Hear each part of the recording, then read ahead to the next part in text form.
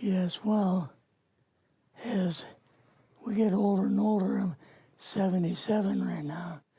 You can't live forever, you know. So if this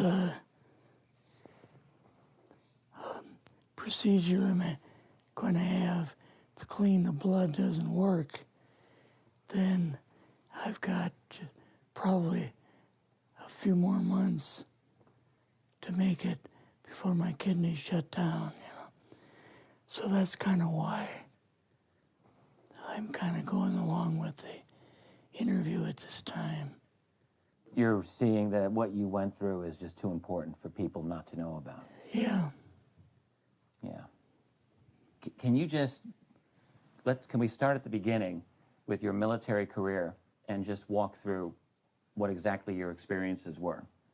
Was drafted into the military and got into the U.S. Army. After that, I was sent to the Signal Training Center in eastern United States. What year would this be? 58.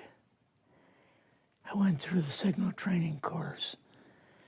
And at that time, I went through the radio teletype course and also the cryptography course, crypto. They had 5 instructors that were getting out of military service. So they pulled the top 5 students, and I was 3rd in the class. So I got pulled as an instructor. Now, were you at this time also working yet for CIA? No. Not yet? No.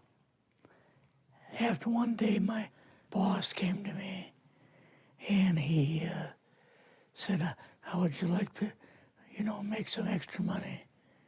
And I said, oh, money is good.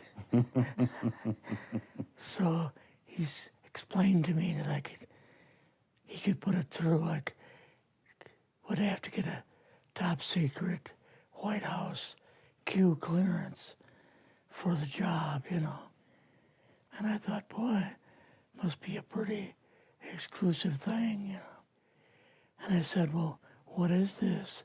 And he said that I'm director for the CIA for Eastern United States, And I said, oh, I didn't know that. And he said, you weren't supposed to. After about 6 weeks, my security clearance came through, and I got my CIA card. It was an ID card, like a credit card, where I could just go up to the door and slice it, walk right in. And my name at that time, I used a artificial name too. Never used my real name.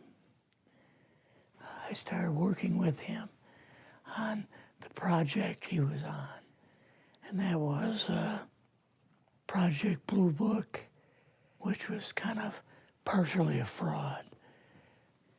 You're saying some of the Blue Book cases were completely fictitious? Yes.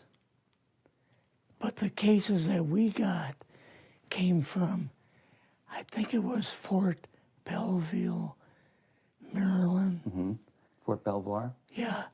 And it didn't come from the Pentagon, or it didn't come from CIA headquarters.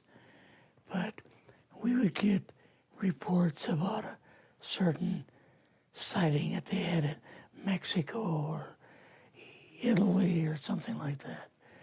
And then we had people that would follow through on it, that would go out and interview the people to see if they were nutcases or if it was real, So they'd be going overseas frequently? Yeah, I wasn't, but I always stayed statewide. But the people we had working with us from the CIA would do that. We would get like a new report probably a couple times a week. I was coming into the Army fresh off the farm, so I really didn't have much knowledge of anything, but my boss filled me in on Project Blue Book and what they had found so far. as far as Greys and aliens and the Roswell incident. How did you feel when this first got dumped on you? When you first learned about this? I was just kind of overwhelmed with all of this, you know. And I said to him, I don't know if I'm going to be able to be a judge of this type of thing. What's real, what's not, when I don't have much knowledge of it, you know. So... What did he say? He said, well, we have to build the information as we go, and you'll see how this thing is working out. And then the other thing is, of course, you really weren't able to tell family or close friends, obviously. No, I couldn't tell anybody. In fact, I had to take a vow that I wouldn't tell anybody.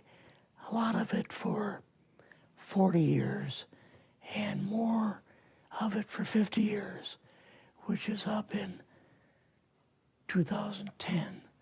You're doing all this crypto work. You're looking at images, photographs, video. It's 1958, maybe the fall of 58. What happened after this? At that time, the Project Blue Book thing kind of went pot, you know. If you remember back in those days,